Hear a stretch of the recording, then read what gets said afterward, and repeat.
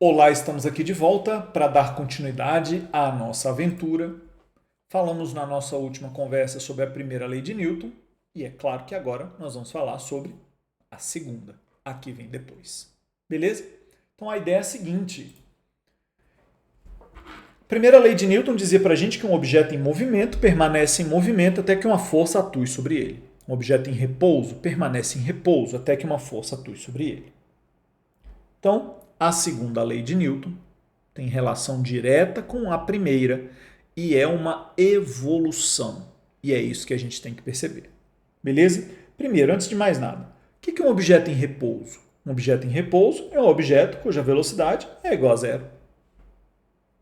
É isso. O que é um objeto em movimento? Objeto em movimento é um objeto cuja velocidade não é zero. Basicamente é isso. Então, um objeto em repouso permanece em repouso até uma força agir sobre ele. Porque quando uma força age sobre ele, ele deixa de estar em repouso e passa a ficar em movimento. Então, o que é isso aqui? É mudar a velocidade. Isso é mudar a velocidade. Pegar um objeto que está em repouso e botar em movimento. Porque você vai pegar uma velocidade que é zero e vai botar uma outra, que não é zero mais. Um objeto em movimento permanece em movimento até uma força agir sobre ele. Imagina que você faz uma força para frear o objeto. Ele vai e para. O que é isso? Mudar a velocidade.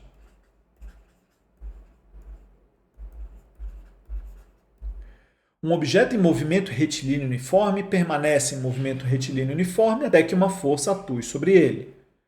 O que seria deixar de ter movimento retilíneo uniforme? Significa sair de uma velocidade pequena para uma velocidade grande. Sair de uma velocidade grande para uma velocidade pequena. Mudar a direção da velocidade. Uma velocidade que era para frente ficar para a direita, para a esquerda. Uma velocidade que é para baixo mudar para cima, para o outro lado. O que é isso? Mudar a velocidade. A velocidade. Mudar a velocidade, mudar a velocidade, mudar a velocidade. Tudo que a primeira lei de Newton fala está relacionado com mudar a velocidade. Então, uma leitura mais interessante da primeira lei de Newton seria essa. Um objeto em repouso precisa de uma força para mudar de velocidade. Um objeto em movimento precisa de uma força para mudar a velocidade. Então, o que é a força? É o que faz mudar a velocidade. Força é o que nós precisamos para mudar a velocidade de um objeto, seja mudar o módulo, seja mudar a direção ou o sentido. Para modificar o vetor velocidade de um objeto, é preciso uma força. Eu posso, inclusive, dizer que esse é um enunciado viável para se interpretar a primeira lei de Newton. Um objeto em repouso tem velocidade zero. Para ele deixar de estar em repouso, a velocidade tem que deixar de ser zero. E para ela deixar de ser zero, ela tem que mudar. Ou seja, para mudar a velocidade, eu preciso de uma força. Um objeto em movimento retilíneo uniforme permanece em movimento retilíneo uniforme até que uma força atue sobre ele. Se o movimento deixou de ser uniforme, é porque mudou a velocidade. O que eu preciso para mudar a velocidade? De uma força. Se o movimento deixou de ser retilíneo, significa que eu mudei o vetor velocidade. E mudar a velocidade, o que a gente estudou lá na cinemática que diz respeito a mudar a velocidade? A aceleração. A aceleração era ΔV sobre ΔT. O vetor aceleração, a gente não falou sobre ele formalmente, mas claro que a gente concorda que ele é a variação do vetor velocidade dividido pelo tempo. Claro que a gente concorda, porque se velocidade é deslocamento sobre tempo e o vetor velocidade é o vetor deslocamento sobre o tempo, claro que eu aceito que o vetor aceleração é a variação do vetor velocidade dividido pelo tempo. Ou seja, para mudar a velocidade é o mesmo que dizer para ter aceleração. Para um objeto ter aceleração, ele precisa de uma força. É isso que a primeira lei de Newton está falando para a gente.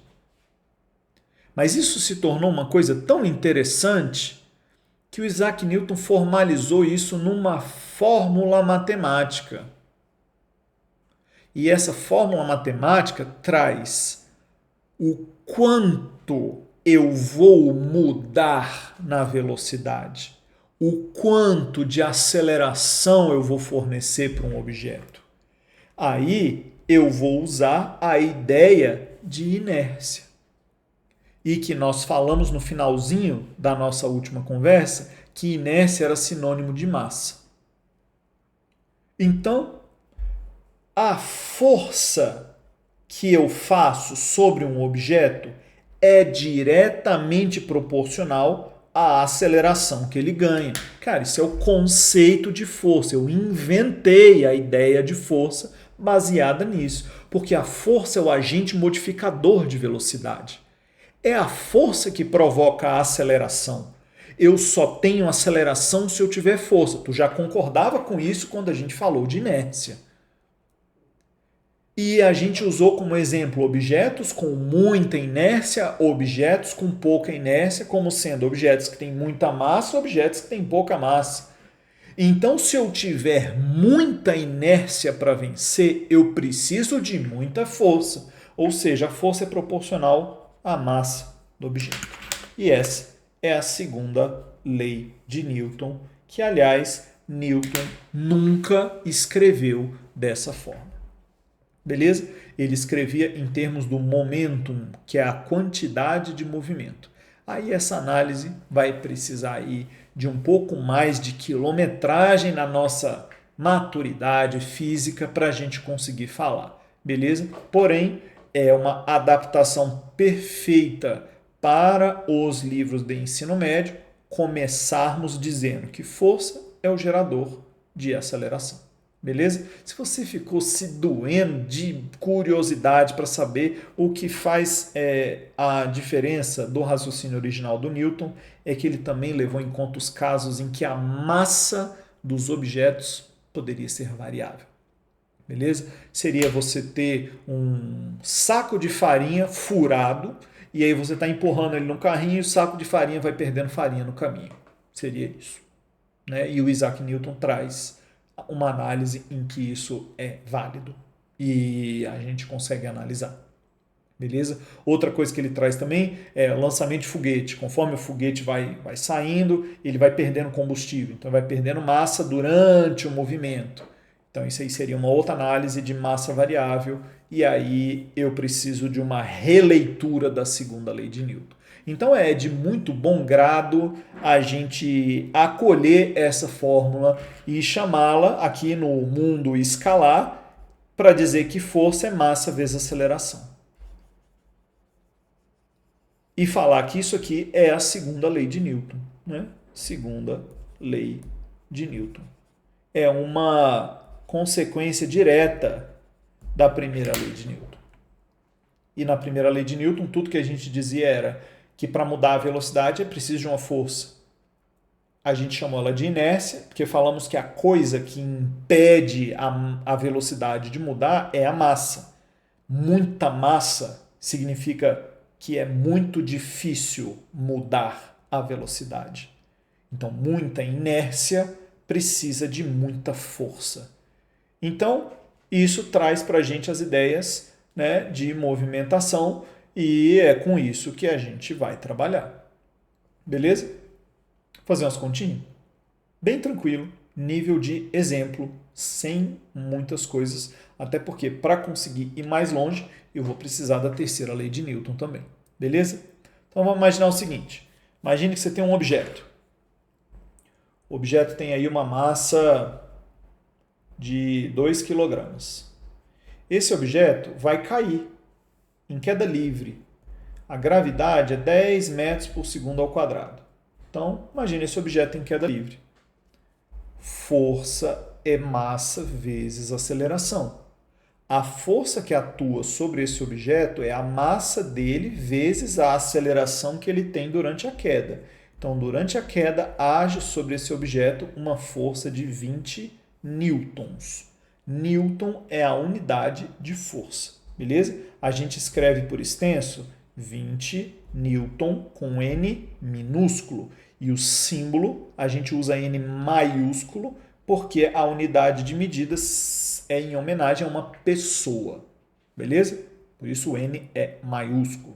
Então, quando a gente fala a distância aqui, ó, 20 metros, metro é com M minúsculo, e o símbolo também é minúsculo, porque metro não é uma pessoa, beleza? Então, um objeto caindo, não interessa aí como foi a queda dele. Ele não está mudando de velocidade, porque se o objeto está em queda livre, ele está em movimento acelerado. Se ele tem aceleração, ele está mudando de velocidade. Que aceleração é essa? A aceleração gravitacional. Como é que eu sei que a aceleração da gravidade é 10 metros por segundo ao quadrado? Qualquer pessoa em qualquer lugar do mundo que pegar um objeto e tacar pela janela, ele vai cair com aceleração 10 metros por segundo ao quadrado durante todo o movimento, a não ser que tenha a resistência do ar considerado, né? Então, para pequenas distâncias e para distâncias que sejam consideráveis aí para o nosso experimento, eu tenho certeza que a força que vai atuar sobre esse objeto é a força de 20 newtons. É isso. Imagine que você tem um objeto. Vamos pegar aí um objeto que estava ali parado, a bolinha. Aí você vai fazer o seguinte, você vai pegar essa bolinha e vai dar um chute nessa bolinha. Vai dar um chute. Na hora que você vier com o seu pé para chutar essa bola, você vai dar velocidade para ela. Então você vai encostar na bola e vai empurrar ela para frente. Então o seu pé vai tocar na bola, vai deformar a bola. Então o seu pé, na hora que ele toca na bola, ele move a bola enquanto ele está empurrando a bola, vamos supor aí por 10 centímetros. Por 10 centímetros. E a bola, ela tem uma massa aí, ó, vamos imaginar uma massa aí de 1 kg. 1 kg. Tem essa bola pesada, né? Peguei uma bola pesada aqui. E aí você foi chutar a bola. Enquanto o seu pé estava tocando na bola, ela encostando no seu pé, sofreu força, sendo arrastada aí por 10 centímetros. E aí essa bola tinha uma velocidade inicial que era 0 e passou a ter uma velocidade final de 20 metros por segundo. Quero saber qual foi a força que atuou sobre a bola. Quero saber qual foi a força que atuou sobre a bola. Beleza? O que nós sabemos? Pela segunda lei de Newton, força é massa vezes aceleração. A força que atua sobre o objeto é a massa dele. 1 vezes a aceleração. Não sei quanto vale. Como é que eu descubro a aceleração? A velocidade a aceleração é ΔV sobre ΔT. Consigo usar? Não consigo porque não tenho tempo. Só tenho a distância. Quando a gente não tem tempo, Torricelli, V quadrado é V0 ao quadrado mais 2A ΔS. A velocidade da bola é 20, a velocidade inicial é 0. A aceleração é meu sonho e a distância percorrida pela bola durante a aceleração, 0,1 metro. Aí eu consigo resolver, porque 20 ao quadrado é 400. 2 vezes 0,1 é 0,2. A aceleração vai ser 400 dividido por 0,2. Aí eu consigo fazer a continha. Porque se eu pego o 400, estou fazendo aqui, dividido por 0,2, eu chego em 2.000. 2.000 metros por segundo ao quadrado. Então, se você conseguir dar uma bicuda numa bola de 1 kg para botar ela a 20 metros por segundo, deformando, arrastando ela só por 10 centímetros, a força que você faz sobre ela é a massa dela vezes a aceleração. É uma força de 2.000 newtons. 1 vezes 2.000. É uma força de 2.000 newtons. Seria o equivalente a levantar um objeto aí, sustentar um objeto de 200 kg. Então, a força de 2.000 newton é uma força que consegue pegar uma bola de 1 kg, arrastar ela só por 10 centímetros e botar ela do repouso até 20 metros por segundo. Então, essa é a força que você tem. Beleza?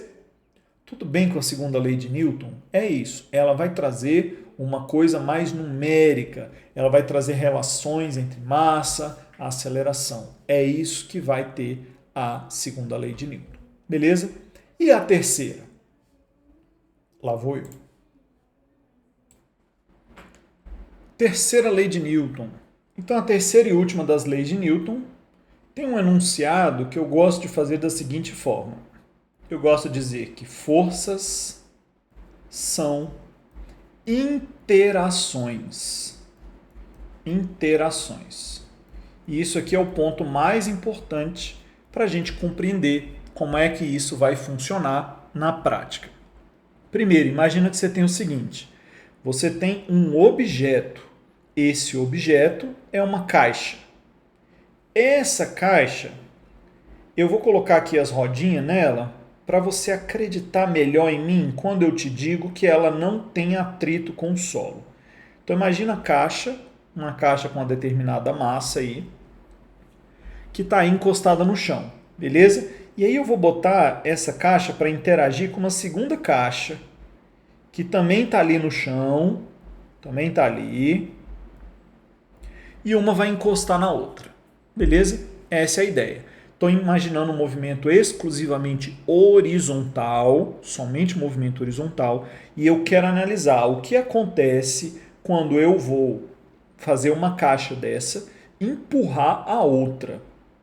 Ou seja, eu quero saber como são as forças envolvidas no processo em que uma caixa está encostando na outra caixa, ou seja, tem que estar em contato. E essa força de contato é capaz de fazer as duas caixas andarem juntas. Então, um agente externo está vindo aqui, está empurrando uma das caixas e essas duas caixas estão em contato uma com a outra e elas vão andar juntas, solidárias, uma encostada na outra. Beleza? Primeira coisa, o que é uma interação? Interagir significa dois. Interação não significa 3, não significa 10.000, não significa 1. Interação está ligado ao número 2. Como assim? Quando um objeto interage com outro, eu vou analisar exclusivamente a interação entre esses dois objetos. Interação é o que vai aparecer numa situação em que um objeto faz força sobre outro. Então, qual é a ideia? Desenhar nos objetos aquilo que eles sofrem. Então, forças são interações. Então, o desenho das forças mostra as forças sofridas pelos objetos. Beleza? Então, para a gente conseguir ver esse desenho, a gente vai fazer o seguinte. Primeiro, eu vou pegar o primeiro carrinho, um carrinho de massa M1, que de propósito eu estou desenhando ele aqui, ó, como se ele fosse azul, para eu desenhar ele aqui. Ó. Esse carrinho de massa M1, ele está interagindo com o carrinho de massa M2. Eles têm uma interação. A interação que existe entre eles é tal que o carrinho M1 sente que o carrinho M2 está tentando atrapalhar o movimento dele. O carrinho M1, ao tentar seguir seu movimento para frente, ele vai sentir que o carrinho M2 está atrapalhando ele. Então eu posso falar que existe uma força de contato do carrinho 2 no carrinho 1, por isso F21, força de 2 em 1. Então a força do carrinho 2 no carrinho 1, e essa força é horizontal para trás, porque é isso que o carrinho 1 sofre. A força que o carrinho 2 faz no carrinho 1 é uma força horizontal para trás, porque é isso que o carrinho 1 sofre. Já o carrinho 2, que eu vou pintar ele aqui de vermelhinho, o carrinho 2 está em contato com o carrinho 1. Vou desenhar ele aqui separadamente, porque se eu desenho junto, eu não consigo ver a interação. Na hora de fazer o desenho, vai ficar tudo bagunçado. Então, o carrinho 2, ele sofre uma força do carrinho 1. Essa força eu vou chamar a força que o carrinho 1 faz no carrinho 2. A força de 1 em 2. Força de 1 em 2. A força que o carrinho 1 faz no carrinho 2 é representada por F12. Essas duas coisas juntas representam a interação, esqueci a letra T. Elas representam a interação entre os dois carrinhos. Interação.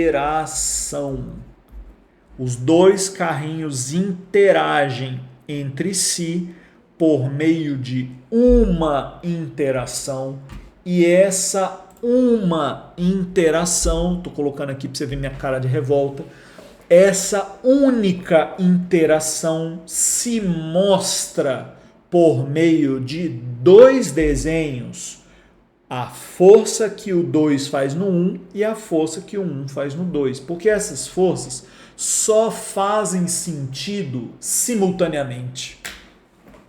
É impossível o carrinho 1 empurrar o carrinho 2 sem que ele sinta a resistência de estar empurrando o carrinho 2. É impossível. É impossível o carrinho 2 atrapalhar o carrinho 1 sem que ele seja empurrado para frente pelo carrinho 1. Então, essa interação, ela ocorre sempre entre os dois objetos e sempre as duas forças envolvidas aparecem simultaneamente. Porque forças são interações.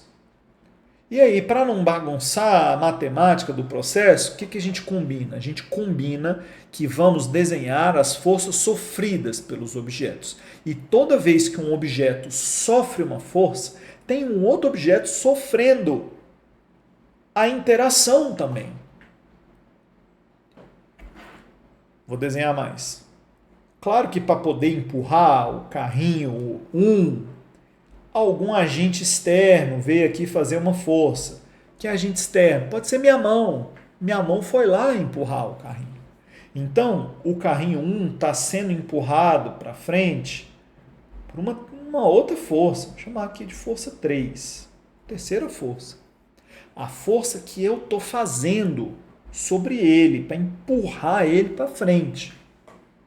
Veja que essa força, ela existe porque a minha mão está tocando no carrinho para empurrar ele. E veja que essa força foi feita pela mão no carrinho 1. Mas a minha mão, ao tocar no carrinho, ela sente que está empurrando o carrinho. E essas duas forças representam a interação entre o agente externo, a minha mão, e o carrinho 1. Veja que eu não toco no carrinho 2. Portanto, não há força alguma feita por mim no carrinho 2. A força que eu faço é no carrinho 1. Eu empurro o carrinho 1. Eu não empurro o carrinho 2. O que empurra o carrinho 2 é a interação entre o carrinho 1 e o carrinho 2. Dado que há uma interação entre o carrinho 1 e o carrinho 2 sofre uma força para frente. Essa força não é a força que eu fiz. Essa força é a força que o carrinho 1 fez no 2. O carrinho 1 sofreu uma força por causa disso, porque o carrinho 2 estava no caminho dele. Veja que isso é muito diferente da feiura que os livros fazem ao dizer que a terceira lei de Newton, chamada força da ação, a lei da ação e reação, é muito diferente da feiura que o livro faz quando ele diz que um objeto faz uma força no outro e por isso o outro reage. E essa reação tem mesma direção, mesmo módulo e sentido oposto. Besteira! Besteira! Ninguém reage a nada. O que existe é uma interação entre os dois. Os dois interagem entre si. Um faz força no outro. Essa força é representada por duas setas. Uma seta em um, uma seta no outro. Porque os dois sentem. Um sente que está sendo jogado para frente. O outro está sendo empurrado para trás. E por que o carrinho 1 não vai para trás? Porque minha mão não está deixando, porque minha mão está empurrando. Porque se eu pegar os dois carrinhos e tacar um na direção do outro, na hora que eles baterem, vai cada um para um lado. Porque enquanto eles estiverem tocando um no outro, é força para um e força para o outro.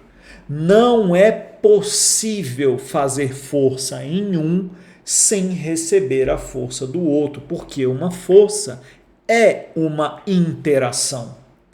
Força é interagir. Fazer força é interagir. Então o carrinho 1 só faz força no carrinho 2 porque eles interagem entre si. O jeito certo de falar é no plural. Os carrinhos 1 e 2 interagem mutuamente. Por isso existe uma interação entre eles. Essa interação é feita nos dois. Por isso, os dois têm uma força representando essa interação. O nome dessa força, o nome dessa interação é par, ação e reação. Um par, ação e reação é um par de forças que representa qualquer interação no universo. Todas as interações precisam de um par de forças para existir. Senão não é interação, senão é telecinese, senão é mágica, senão é qualquer coisa, menos física. Ah, mas a caixinha está caindo. Por que a caixinha está caindo? Porque a Terra está atraindo a caixinha. Não, porque a Terra e a caixinha estão se atraindo mutuamente. Mutuamente. Um no outro, o outro no um. Os dois formam um par. Então tem duas forças, uma na caixinha ou na Terra. Você duvida? Movimento da Lua ao redor da Terra. Ah, porque a Terra atrai a Lua. Não fala que a Terra atrai a Lua. A Terra e a Lua atraem-se mutuamente. Ah, o carrinho A fez força no B. Não fez. O carrinho A e o B fizeram força um no outro, mutuamente. Se você fizer esse raciocínio dessa forma, você não vai esquecer de nenhuma força na hora de desenhar um diagrama de forças, que é o tema da próxima aula.